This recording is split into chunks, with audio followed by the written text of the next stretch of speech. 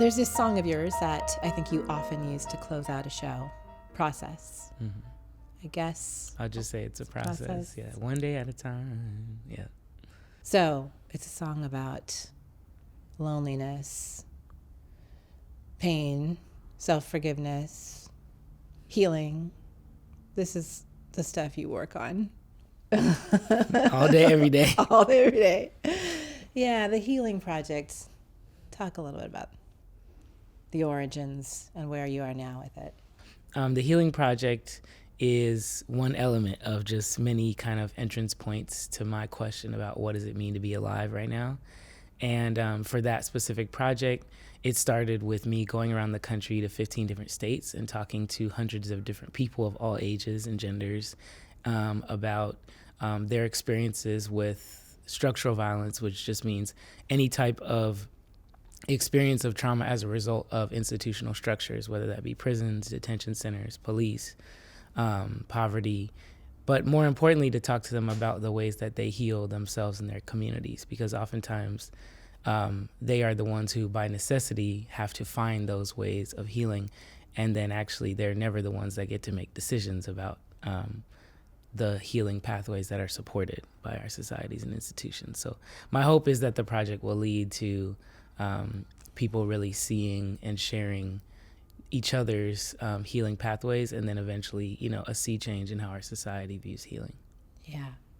I've been thinking about this a lot on, I think at the moment, a really internal self-reflective level, just about, I think, the pace of things and the largeness of things and the overwhelm of things, so that we or I have a tendency to put, the moments or the pieces of pain really quickly aside and move on from those, which means that healing never happens. Yes. That's a huge thing for me. Duration is like a big thing. And I work with that a lot in the work too. I like to make things slow for a lot of different reasons. Exactly what you're talking about, which is that there's so many different things, whether it be grief or depression, anxiety, or just a moment in a day where there's discomfort, where, we're taught to, okay, just deal with this for 2 seconds and then put it aside and keep going, keep working, And, or, just be inside of that space with nothing else. And I don't think life is really either of those two extremes. I think life is really just all of it at the same time, and things take forever, sometimes a lifetime to deal with. And then you also counter that with a society that favors spectacle and quickness. And it's like we're in all these places where we're, bombarded with material immediately, like 20 million times a day. And so to be in a context where we can slow down and really be allowed to take our time with things, to me, that's invaluable. Yeah. There's this tendency that I notice in artists who are doing work that is mission driven and that is focused on social justice, to have this kind of self-doubt about that. I'm doing my little song over here, but over there are people who are like doing the real work. But you're doing both things. You're doing your songs and the real work. And also you come by this very honestly, because you come from a family of activists who are actually involved and have helped you so much with the project. Can you talk a little bit about your parents and the backstory? Yes. I love to talk about my family. I'm very honored and proud to be a part of that family and that lineage, and very lucky, to be raised in a context, I think, where I think, number one, I was always encouraged to speak. I've been thinking about that a lot, reflecting on being, growing up, that I was from like 5, 6, 7 years old, maybe even younger. What do you think, Samora? What do you think about these big ideas? And I think a lot of times kids are not like expected to, have anything to say until they're, 10 or older than that. But I was always encouraged to have a voice, always encouraged to, be a critical thinker, to be somebody that has a responsibility to my community and to the world. And like you said, that's because my parents, they're community organizers, activists, they're teachers, longtime teachers and scholars, they wear many hats. And they also, in a certain way, are artists. I think they've come into that practice recently, but it's been interesting because as I've started to expand my artistic practice into other disciplines, I've been able to have the fortune to actually have them start to work with me. And my mom was always building altars around the house and, my dad is one of the first people that introduced me to all my musical influences. So for me, like, everything traces back to that family lineage for sure, and particularly when it comes to the pursuit of knowledge, not just for its own sake, but in order to inform how we can give back to the world, not how we can take, but how we can give. I'm thinking about creativity, self-expression as the same thing, right? So whether you're writing music or just telling your story, to me, that's the same thing. And I always think about this across the spectrum of art. For me, the common denominator is always the pain that's there, the ability to express that pain and turn it into something else and to give it to others. And I'm wondering how that understanding has evolved in you, as you've been working with people who have not had a voice, and for whom the not having of a voice has led to such damage. Yeah, I mean, there's so many levels, and it's a really great pool to dive into that conception, because I mean, I'll start with the personal and then get into the second half of that. But personally, I've been reflecting on that because I think there was a point in my life as an artist, and I think this can be common with a lot of artists that are, like in younger times, that I thought that I had to be in pain to make work, because the conception of, or the reality of talking about like painfulness was such a part of the work. And what I'm now realizing in having a healthier relationship to that concept is that healing is not necessarily the same thing as like exhuming your pain all the time. There are many elements to it, but I think that one part of a healing process is to be able to, in a free and fully wrought space and opportunity, like bring out all of your stuff and really bring it out in a way where it is not it is chaotic, it is messy, like super messy, and you don't have all the answers to what's happening yet, and you figure it out through the work, right? And then the best part of it that extends past that is the community that comes with that, and that's the best part of what I get to do. To me, is that I get to then surround myself with other people that want to do that, and then we build a family together, and we make this work together, and we find out what we're dealing with through making the material, but then we don't stop there. Then once we know, we take care of each other.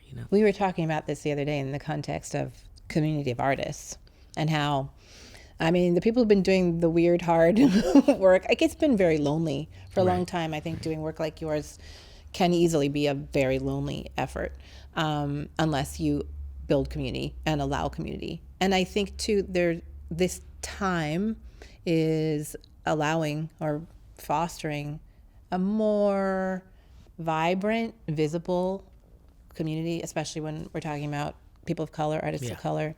And for me, that's feeling like health, and like a space to breathe and just focus on what you're doing instead of all the time how you're going to do it, Yes, I totally agree. And it's also just like, it gives you more strength to try stuff, it gives you more strength to go for it, because you are inspired by other people going for it. You see what they're reaching for, and then you have conversations about those things and how did you do that and what's that up to, and then you collaborate and you make things, and that is that's the engine that keeps me going. And then I think also, which we were also talking about, we're just finding better ways, more ways and better ways to like strengthen each other and kind of start to create a context in which we can fight for each other in like a set of contexts and industries where oftentimes we've been, like you said, very alone, and as a result, very disempowered, because when you're just by yourself fighting, you're not as powerful as when you're together. Yeah. I had a conversation yesterday about, comparing this time to the Harlem Renaissance. And the point was made that, of course, this time is very different than, 1922 for many reasons. But then it's also not. And I think that the power, like the superpower of that time, was not so much in the external forces, but in the internal energy within that community of people who were coming from all over the place for terrible reasons, finding each other, lifting each other up, and giving each other the confidence, the faith that these things could be done, that this work could be made. Yeah, it's such a beautiful thing too, and I think that like I love to look at those time periods and those movements and things, particularly because a lot of times, you know, you'll have the individuals that are picked out of those spots and held up. And they're held up because they're amazing. It's not that they're not amazing, but I think there's an intentional effort to, or whether it's intentional or unintentional, there's a process by which things become individualized, and it's like, this person was the important person out of this thing that did this thing, you know? And I think that, you know, there's no way that like Duke Ellington could make the music that he made, not only without Billy Strayhorn, obviously, Right. but without, you know, like all of the other folks that he's coming into contact in that space, you know. I always say this, especially when you're talking about Black artists, there's always this narrative, oh, he was the first to do this, she was the only one. And I'm like, no. And Never. it's so toxic, and you are so minimizing the work that was done if you're only singling out this one person as this like lone warrior who broke all the walls and opened all the doors. Yeah. Exactly. No, it's so important to understand that. And then to understand that gives you this sense of lineage and knowing where you come from. And you know that you don't have to do anything alone. Like, it's so much pressure to try to start a movement or try to start a new type of music, or like, I don't know, like there's so much pressure to make a change as a self that it feels impossible. And that's because it kind of is like, that's not how it works. Like you make changes, see changes, whether they're musical, whether artistic, whether they're political, anything, that those sea changes are made by collectives. Totally. I always remember this, you know, my parents met, you know, during the civil rights movement, and that's why they met.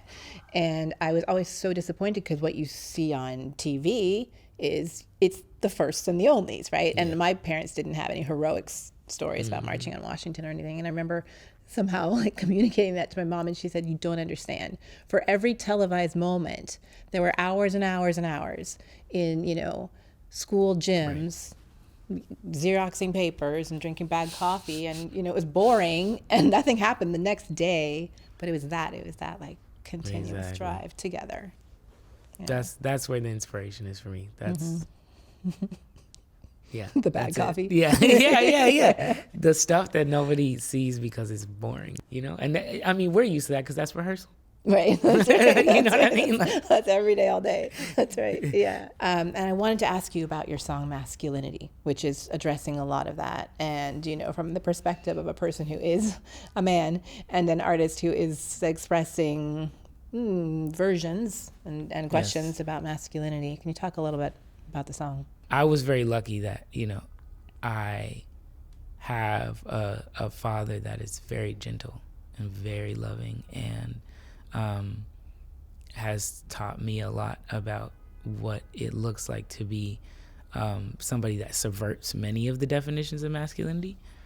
But I also think that me and him have had a lot of conversations about how we don't do that, because some of these things are so deep-seated that, for instance, we as men are definitely not taught what communication looks like. Yeah. We don't know how to communicate. Like, we really don't. Like, you have to learn that as a skill, how to express, you know, and communicate with people. Like, it's such a simple thing. It should be the first thing. That should be what we learn in school, how to communicate. How to tie your shoes. And you know, it's like, how are we thinking we need to learn math before we learn how to communicate? I don't understand.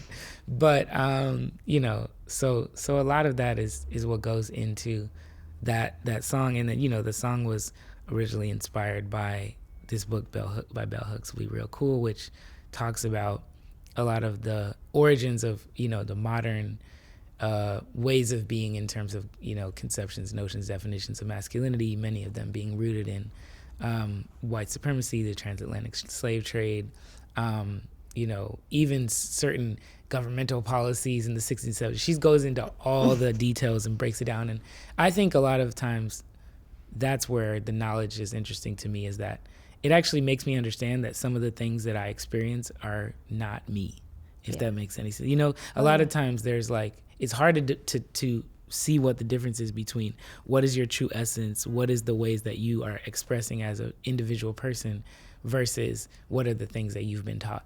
And so the song Masculinity is just literally about that. It's literally the core question of it is, who am I versus who is the person that I'm performing because I've been taught what a man looks like and feels like and what they say and what they are defined as. And in certain ways and in certain contexts, how does my behavior reflect that in what I call the quiet moments? Because it's not necessarily the spectacles of violence that are absolutely horrible, but are kind of the only ways we usually talk about masculinity. But it's also all the small things of how we don't talk to each other when we're dealing with a very difficult thing, or how we don't, how we turn off our emotions in a particularly difficult time, or how we don't know how to be present for those that need us because we are taught that we are supposed to perform domination instead of vulnerability. But that's the questions that are inside of the song are about all those things. And my hope is that, like, my hope for the song was just that it opened up a conversation that we could all have around, like, what is really us and what is really taught. Young man, come down from that tower. It isn't yet your time. I tell you 5 years later, you made it out alive. So those parts are like very, very personal. Then there's the pre-chorus says, 'cause you're a man, it's what you do, and it don't matter what you been through. Yeah, you're a weapon. Yeah, you're a gun. You ain't no father. You ain't no son. You might be canvas. You might be paint. Just hide that damage. It fade away. There is something that I want to share with you when we're talking about definitions and like sort of shifting definitions and shifting understandings of what people are and why. I want to say that as this very mixed up person in terms of who I am and my racial makeup, like, I think I have a different experience of all of this. Yeah. Because I have always been undefined to the whole world and full of questions about, my origins that can't be answered because I lost my dad when I was young. And do you feel the same as an artist and what you can express? It's different, yeah? I do feel the same, not just as an artist, but also because we're both mixed. And that's that's another conversation we got for many hours, which is like a whole nother, identity mind, meld. And just trying to make sense of where you belong in the world is a very complicated question. At least it definitely has been for me. And then, like you say, I mean, obviously, paying respects and love to your father, not having that specific experience, but definitely the experience of being, I call it being between worlds. It really feels like that. It really does. And I think I would not have survived it too well without the expressive outlet that I have in my music. I agree. That was definitely the way I survived it. Yeah. I told you there's this poem I wanted to share with you. So Rita Dove, who's a friend at this point, collaborator, these people Incredible. that you look I up know. to, It's and like, then you're all of a like, sudden working with them one day. And there was this poem I found of hers years before we ever met called Testimonial. And it's really from the perspective of a child for whom the world is new. Because I kind of feel like the world's a little bit new right now. So I've been thinking about this poem.